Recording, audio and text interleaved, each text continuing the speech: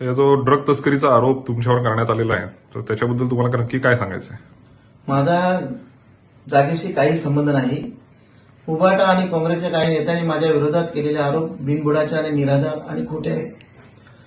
केवळ सनसनाटी निर्माण करण्यासाठी ते केले जात आहेत. एमडीचा साठा जिथे सापडला ती जमीन भोईन शेतकऱ्यांच्या मालकीची आहे. तो कारखाना किंवा जमीन माझ्या मालकीची नाही. ती जमिनीशी माझा कोणताही संबंध नाही. माझ्या मालकीच्या कोणत्याही जागेवर छापा टाकलेला नाही. जिथे छापा पडलाय ती जमीन जमिनीपासून 2.5 ते 3 किलोमीटर आहे. माझ्या जमिनीचा सातबारा 17/1 या क्रमांकाचा आहे. ही सातबारा आहे. अंतर छापा पडलेला त्या जमिनीचा सर्वे क्रमांक 4/1 आहे.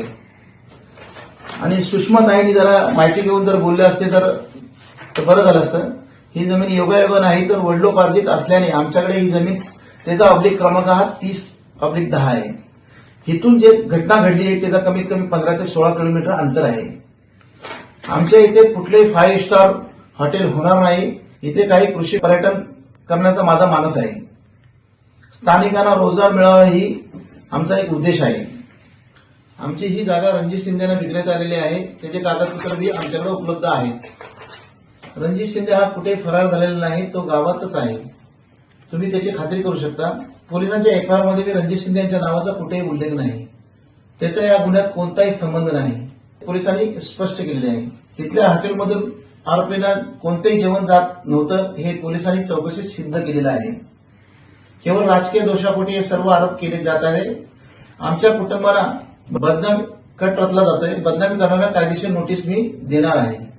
त्यांनी आरोप मागे घेतले नाहीत तर त्यांच्या विरोधात आबरू नुकसानाचा दावा दाखल केला जाईल. आणि जे आरोपी या गुन्ह्यामध्ये पकडलेले आहेत त्यांना सक्त आणि कठोर कारवाई झाली पाहिजे या मताचा मी आहे. आणि जे इतर आरोपी असतील त्यांना बी पकडून आत्मीय टाकण्याचा या मताचा मी आहे. तर मी एक मीडियाला विनंती करतो, खोटे आरोपींना बळी न पडता वस्तुस्थिती तपासून बातम्या प्रसिद्ध करावी ही विनंती मी करतो.